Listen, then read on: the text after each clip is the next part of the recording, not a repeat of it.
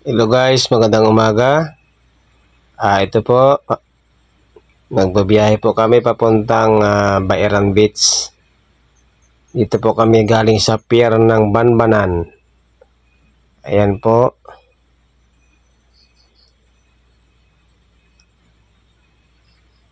Kami po yung samahang pangkaunlaran ng Banbanan. Ayan, celebrate kami ng Christmas party namin doon sa Baeran. Lahat po ng PO, People Organization Convention po, yung gaganapin namin doon sa Baeran Beach. Ayan guys, panoorin niyo po kami guys. Medyo mahaba po ang video to.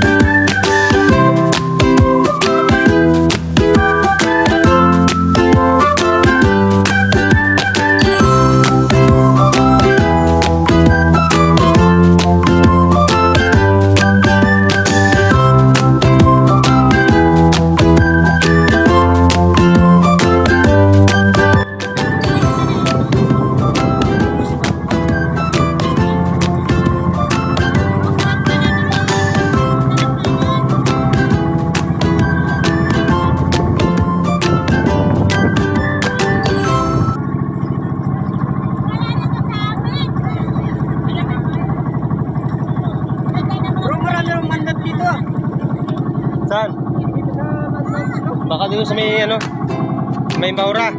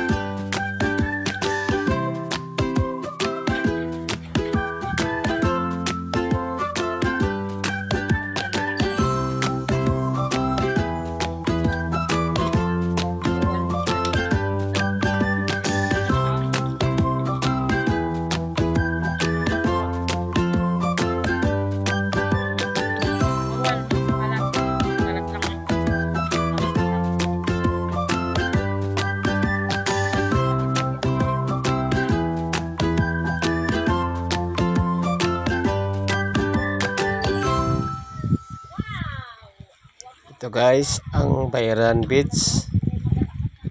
Ang ganda dito guys. Maraming puno, malilim.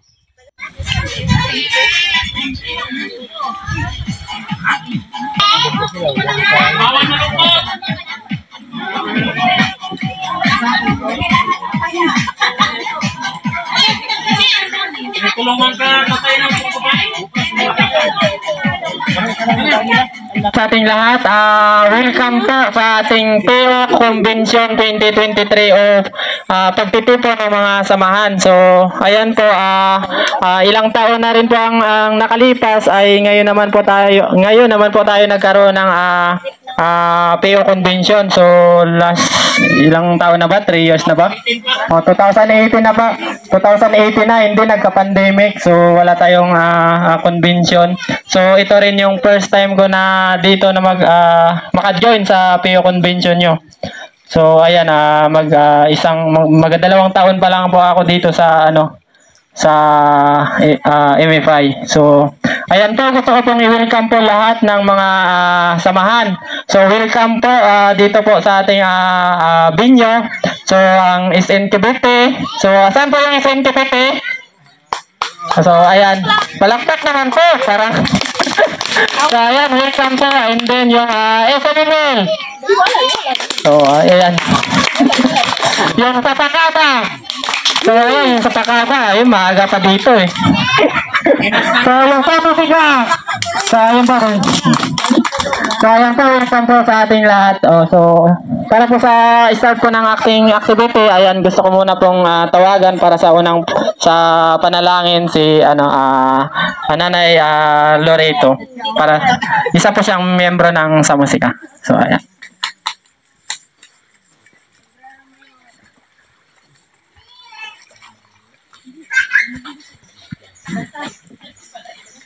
Tayo po yumuko at ituon natin yung ating presensya sa banal na Panginoon. Ama naming banal, O Diyos na makapangyarihan sa lahat, muli O Diyos, kami po ay nagpapasalamat sa iyong patuloy na pag-iingat sa bawat isa sa amin. At ngayon, Panginoon, narito kami sa lugar na ito upang patuloy naming ganapin ang aming Christmas party, Panginoon. At dalangin namin na ikaw ang siyang manguna at mag-iingat at ikaw samahan mo kami, Panginoon, sa aming gawain na naway matapos namin ng maayos at matiwasay ang aming party, Panginoon, at patuloy, O Diyos, na ikaw po ang magabay sa bawat isa. Salamat po, Panginoon. Patuloy ikaw rin na mag-iingat sa aming pag-uwi. Samahan mo kami, Panginoon, sa lahat ng aming gagawin at pinagkakatiwala namin, Panginoon, sa iyo ang lahat-lahat. Salamat po, Ama. Ito po ang aming samot na langin sa pangalan ng Jesus. Amen. Hello po. Maraming salamat po, Nanay Loreto. So, gusto ko lang po ng kaunting sasabihin. Ito pong PO Convention po na to, ang layunin po nito ay unang-una po, kaya po tayo nandito lahat. Unang-una po ay ito po ay ibahagi sa inyo yung mga kabuuang accomplishment ng MFI sa ngayong taong 2023. So, pangalawa po ay maibahagi ng bawat samahan kung ano yung mga gawain nila na mga aktibidad doon sa kanilang mga barangay. And then, pangatlo po ay maibahagi yung mga plano ng mga samahan din doon sa bawat barangay kung ano yung mga ginagawa nila doon sa kanilang mga focal sites. So, ayun. And then, ito naman, and then panlima ay yung makapagbuo ng magandang samahan ng relationship ng bawat isa ng iba't ibang mga samahan kung saan ay mapapaganda yung ang kanilang pakikitungo sa bawat isa. So, and then pang-anim, kaya tayo nandito ay i-enjoy lang natin ang moment na to. So, dapat walang KJ. Mamaya, sa mga palaro, dapat ay kayo ay makikisali. So, may mga hinanda kaming palaro. So, dapat makisali lahat. And then, lahat ng palaro ay may prizes. And then kung sino mamaya yung maraming panalo, siyempre mas maraming prizes 'yon. So kung sinong champion sa lahat ng palaro, so may prizes din 'yon. So ayun lang po.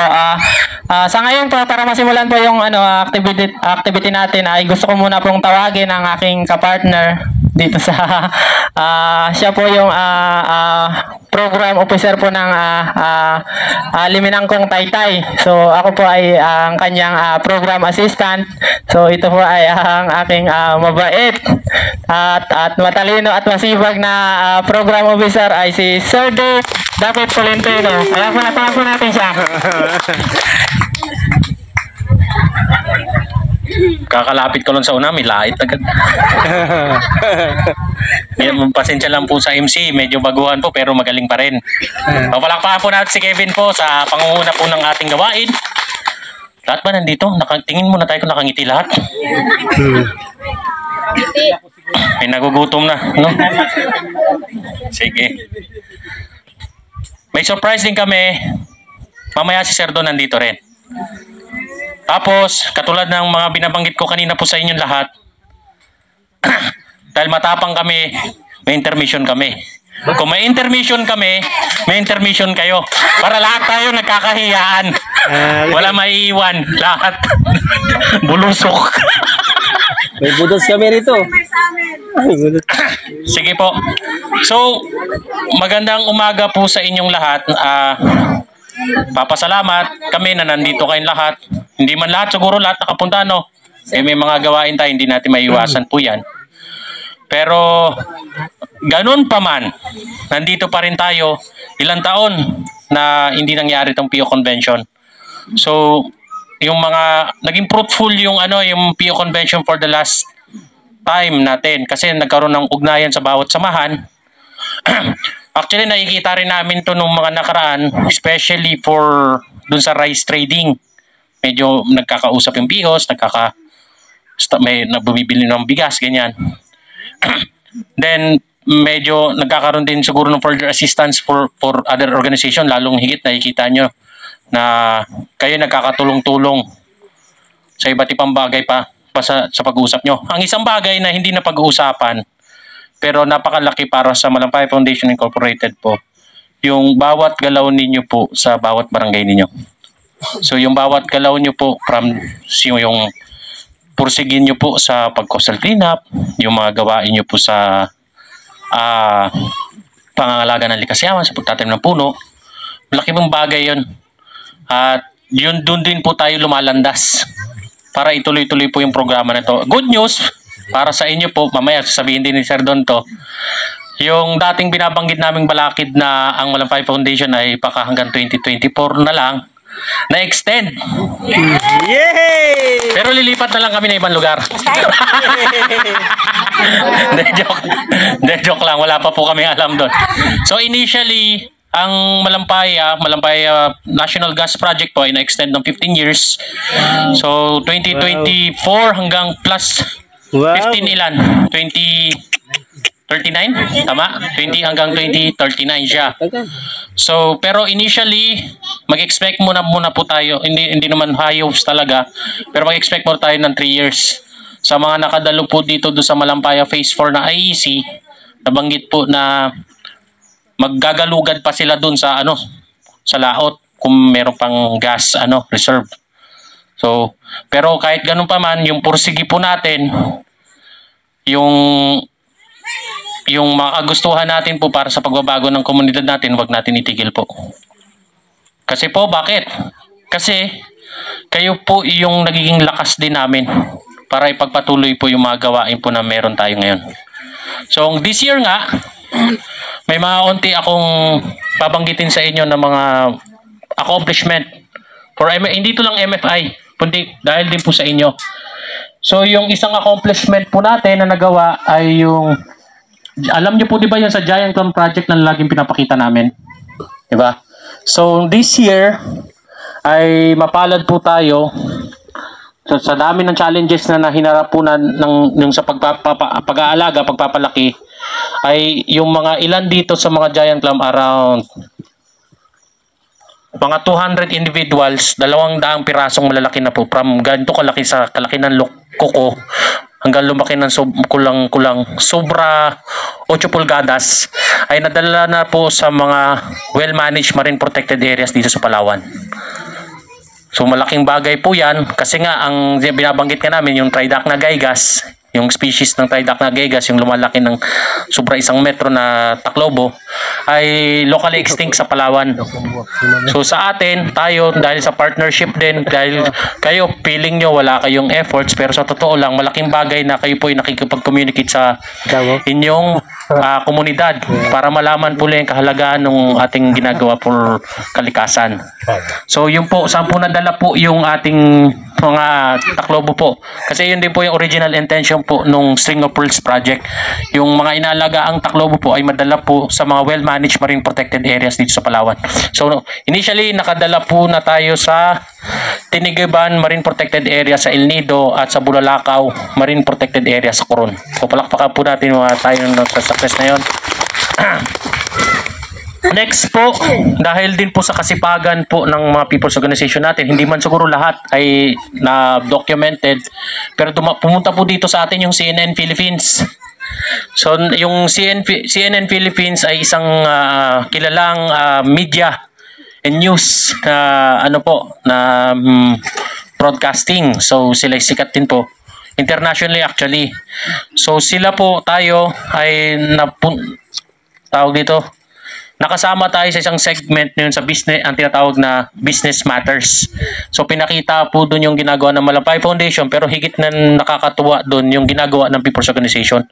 So yun yung isa sa appreciation din po na ang Malampay Foundation, ang Malampayan National Gas Project ay hindi lang po tumutukoy sa business na side at tumutulong sa business na kalagayan ng Pilipinas, kundi tumutulong din po doon sa pangangalaga ng likas yaman sa pamamagitan ninyo po. So palakpakan po natin. Kayo po. Next po ay ito kailangan pa natin improve, pero malaki na rin po yung hakbangan natin dun sa solid waste management po. Kayo yung number 1 partner namin din po sa solid waste management. So tuloy-tuloy po natin yung segregation. So ito po sa ngayon, dahil sa meron tayong, alam niyo naman yung sitwasyon ng Taytay, kahit first class municipality ay syempre may mga challenges din na hinaharap. Kayo po ay isa sa mga binabahagi naming champion sa local government unit na kinakausap namin bilang mga huwaran, hopefully huwaran, sa pagsesegregate ng basura po. So kayo po, sana po ituloy-tuloy nyo po yung ating inisyatibo para sa pamamahala po ng basura po. So palakpakan po natin.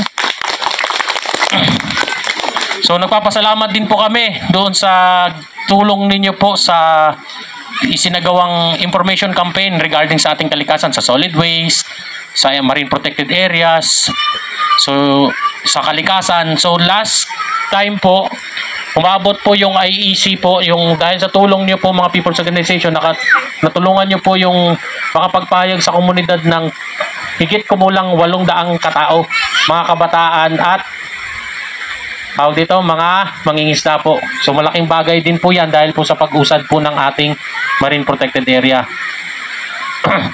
So last year din po, dahil sa apat na people's organization, kayo po sa pamamagitan ng mga efforts ninyo nakapag-conduct po ng 36 coastal cleanup. So palakpakan po natin kayong mga sipag kayo po. Sa totoo lang kayo po, niyayabang po namin kayo sa mga agency na kinakausap namin. Alam niyo, sinasabi po namin, hindi po kailangan ng International Coastal Cleanup Month para gawin po ang paglilinis. Kaya po itong gawin lagi. At ito po yung ginagawa po monthly ng mga ating partner people's organization. So usually ang International Coastal Cleanup Month ay around July or August. Pero kayo po monthly, so malaking bagay po yun. So nakapag-conduct po kayo sa kabuuan ng 36 cleanup this year po. Then, sa taon na ito po, in terms ng pagtulong natin po para mapanumbalik yung ating kagubatan, nakapagtanim po tayo ng sobra 1,600 na iba't ibang puno po na tulong po sa watershed ng ating barangay at tulong na rin hopefully in the future para sa pagpapatuloy po ng hindi lang ng kagubatan at ng source ng tubig po ng inyong mga lugar. So palakpakan po natin yung mga efforts po. Ano pa ito? Mahirap tagang naduling. So yun po. So next year sana ay katulad ng mga napagpaplano natin ay hopefully mas tumukoy tayo dun sa intervention natin dun sa mga strict protection zones natin. So balita ko lang sa inyo yung ating siguro magpe-present ako next year sa inyo pag may tamang oras. Mag-venue tayo sa meeting ninyo para po malaman nyo po yung status po ng mga lugar ninyo in terms of coral cover, kung kamusta po yung fish population nyo, yung fish stock nyo, gano'ng karaming isda sa inyong lugar. So this year ay nag-conduct po kami nung analysis po ng data. So medyo malungkot dahil medyo kailangan natin iangat yung gawain po natin sa pangangalaga ng likas yaman. Pero hindi kasabihan nito na tayo ay talo na. Marami pa po tayong oportunidad. Basta idasal lang po natin sa Panginoon at kaya po natin itong gawin. So yun po, maraming salamat. Kuya Kevin, balik ko sa'yo. Hello po. Ayan po, palakpakan po natin yung mga sarili natin dahil dun sa mga effort po na ginawa natin sa mga kanya-kanyang barangay po natin. And then, palakpakan din po natin ulit na na-extend tayo ng 15 years ulit. So, ayan, medyo matagal-tagal ulit na pagsasama natin.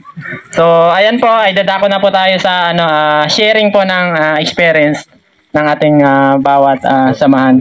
So, may designate na po ako magsasalita. So, tatawagin ko na lang po para po doon sa unang magsasalita ay tatawagin ko muna po yung presidente ng SNKBT para po sa sharing ng experience kung ano po yung mga pinoproblema po ng kanilang samahan na kanilang nalampasan at kung ano ang kanilang mga plano para sa susunod na taon. So, ayan po, dito po si Nanay Noli Ray. Ayan po. Thank you, sir, for giving me the pleasure to speak towards this mga samahan. Sa totoo lang po, napakasaya ko po. Bakit? Kasi po, ngayon lang tayo nagkikita-kita sa dami natin. Oo, di ba? Pero before everything, ay gusto ko pong magpasalamat sa itaas na kahit po pa paano nakarating tayo rito, lahat po tayo ngayon ay magsasaya. Wala pong malungkot ha, walang malungkot, lahat dapat nakangiti. Pagdating po doon sa mga problema, hindi po kami masyadong nakaka-encounter ng problema. Ang SNKBT po ay nagmamalaki po ako dahil po sa dala ng aming treasurer. Please, bigyan po natin siya ng isang masigabong palakpakan. Dahil sa kanya ko po, nagkaroon po ako ng maraming ideya from her. Dahil po sa pag-alaga niya ng pera namin, sa pagpasinso po ng pera namin, isa na rin po ako doon. Pero not totally nasa akin nagmula kung hindi sa kanya at sa aming mga kasamahan. Kaya po hindi namin iniisip ang hassle. Pero po dito sa Malampaya Foundation Incorporated, ang pinakamalaki pong pasalamat ko, without the Malampaya Foundation Incorporated, wala kaming alam na magtanim. Wala rin kaming alam na magkustal. Wala din kaming alam na magnegosyo. Pero from them, lalo na po doon sa kay Ma'am Karen, kasama po yung staff ng lahat po ng staff ng MFI. Maraming salamat po. Dahil po bakit napakalaki ng pasalamat ko. Ang suporta po nila, lampas sa tayo namin. Ganon din po sa inyo. Hindi ko po alam. Hindi na po ako magbabanggit ng mga hassles. Kung minsan po, talagang mayroon lang dumarating. Pag mayroon po kaming, we are executing our regular meeting every last Monday of the month. And our coastal cleanup is every Friday of the month. Yan po ang schedule namin. Pero dahil po ako ang presidente, may mga hindi po dumadalo agad. Punta na doon si Nanay Noli, magasundo na. Hindi po pwedeng, hindi mo sunduin yan. Because you're the president, ipakita mo sa kanila kung ano ang sikap mo. Dapat sundan nila para lahat magsama-sama ng matagal sa samahan na sinasabi. Which was founded by the MFI. Maraming salamat po sa Malampaya Foundation from the leadership of Ma'am Karen. Thank you.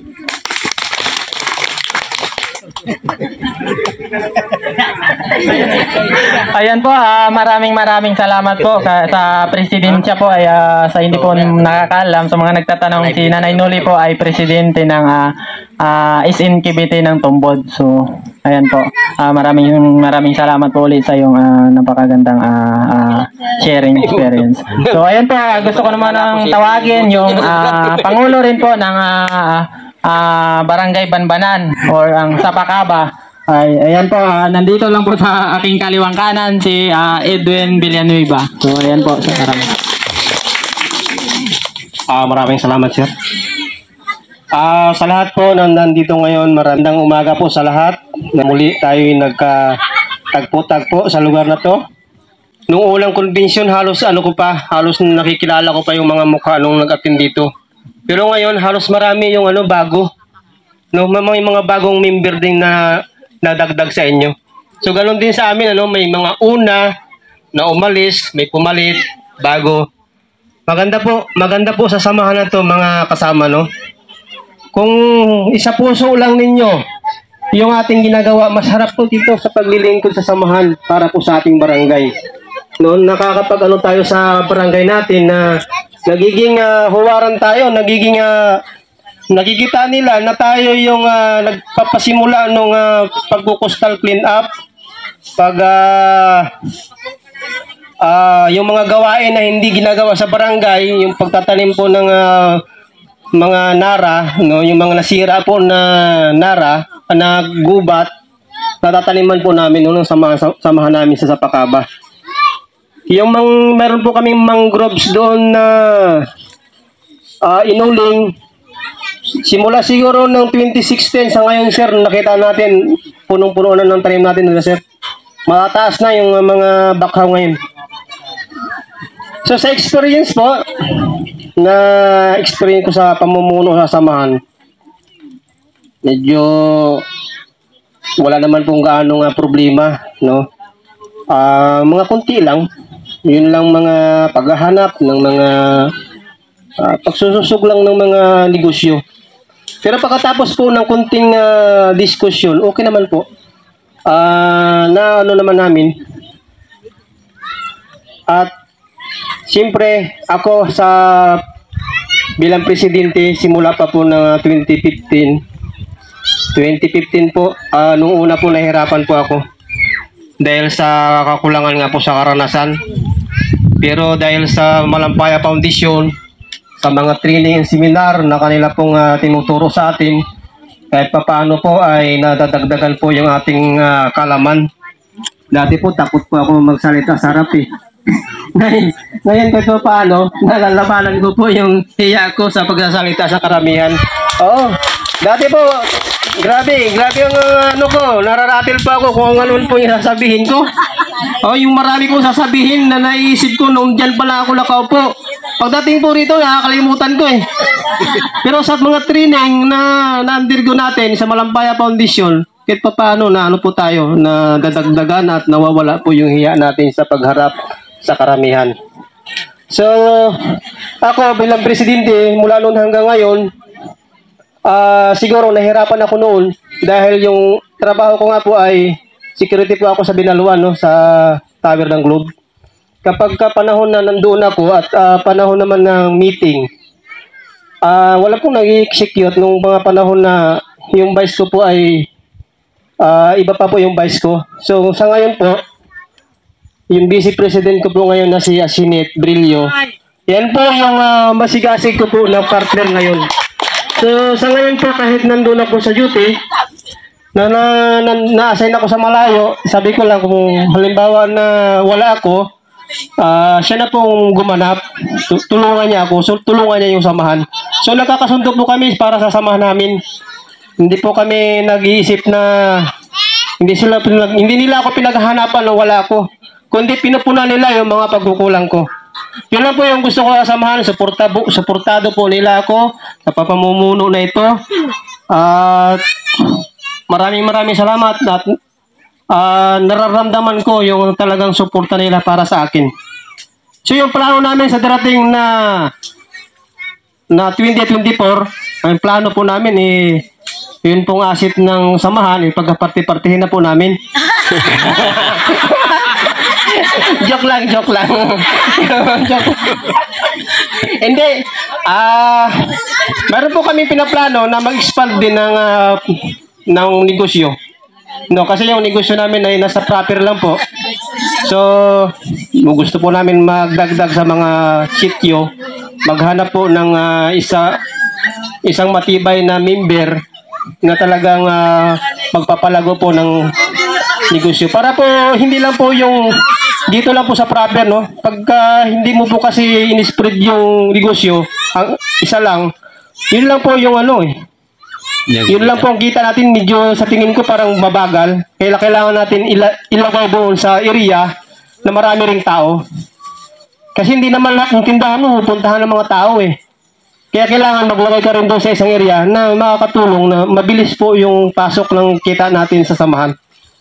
So yun lang po yung plano namin at patuloy po yung ginagawa namin para po sa atin pong conservation agreement. Coastal cleanup, mangrove planting at saka tree planting para po sa mga kagubatan natin na nasisira ng mga kaingero at saka mga nag-illegal logging. Ganun pa rin po yung aming gawain sa bawat namin sa samahan. Yun lang po, marami pong salamat. Sir, napapasalamat po ako sa Malampaya Foundation, sa lahat ng mga tulong ninyo sa amin, sa lahat ng nyo sa amin na paggabay sa samahan na maging matatag kami. Thank you po. At ganoon din sa pamunuan ng Malampaya Foundation kay Ma'am Karen ang gabi. So, ayan po, maraming salamat po sa sharing experience po ng